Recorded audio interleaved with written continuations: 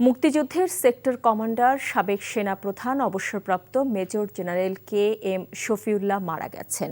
ইন্না লিল্লাহি ওয়া ইন্না ইলাইহি রাজিউন।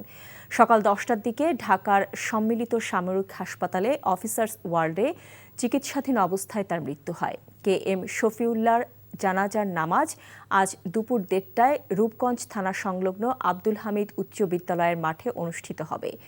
90 ঊর্ধ্ব শফিউল্লাহ দীর্ঘদিন ধরেই অসুস্থ ছিলেন। ডায়াবেটিস, হাইপারটেনশন, থাইরয়েডের জটিলতা, ফ্যাটি লিভার, ডিমেনশিয়া সহ নানা স্বাস্থ্য সমস্যায় তিনি আক্রান্ত। দীর্ঘদিন তার চলাফেরা চলে স্ট্রেচারে।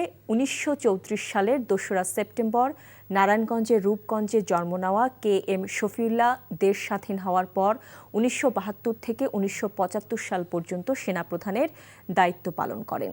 পরে মালয়েশিয়া, কানাডা, সুইডেন, ইংল্যান্ড সহ বিভিন্ন দেশে বাংলাদেশের রাষ্ট্রদূত ছিলেন।